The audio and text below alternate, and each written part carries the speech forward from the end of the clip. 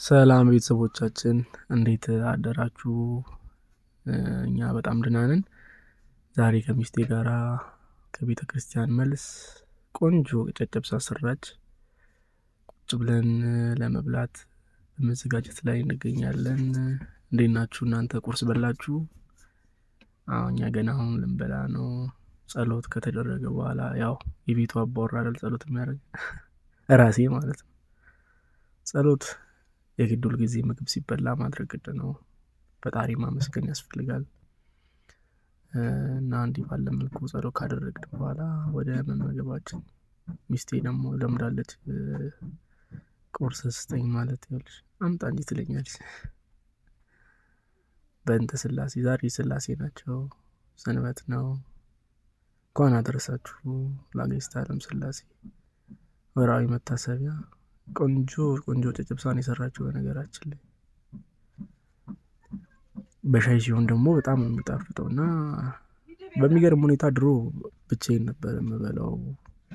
ሻይ ራሱ ትዝ አይለኝም ነበር፣ ማፍላት ምናምን ነገር አልወድም። እና ሻይም ራሱ ዝም ብዬ በቃ ከተገኘ እጠጣለሁ፣ ካልተገኘም በቃ ምንም ችግር የለብኝም እተወዋለሁ። ዛሬ ግን ከሚስቴ ጋር እንደዚህ ቁጭ ብዬ ሻይ ቁርስ እና ደግሞ ሌላው ሳታጎርሲ መብላት አትችልም።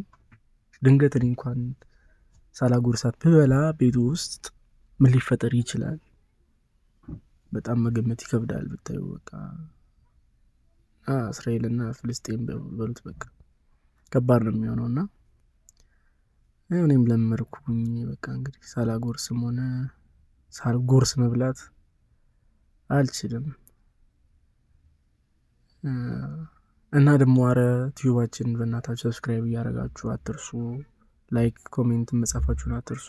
አስተያየታችሁን ይሄን አስተካክሉ፣ ይሄንን ስሩ ምናምን በሉንና እስኪ አበረታቱን። ጥሩ ስራዎችን እኮ እንሰራለን ወደፊት።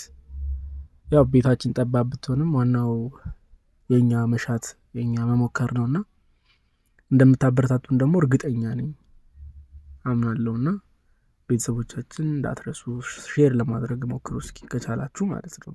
ለሌላ ሰው ምናምን ነገር ሼር አድርጉ። ሻይን ጠጣ እስኪ። እና ዛሬ የት ናችሁ? ሰንበትን እኔ ከሚስቴ ጋር አንድ የምሄድበት ቦታ አለ፣ የሆነ የምናየው ቤት አለ እና እስኪ እሱንም ቤት እናሳያቸዋለን በቅርቡ እግዚአብሔር ከረዳን። ከጠባባ ቤት መውጣታችን አይቀርም እግዚአብሔር እንደፈቀደ። እሺ ለማንኛውም እኛም ቁርሳችን ብላ መልካም ሰንበት እንላችሁ። ቻው፣ ሰላሙን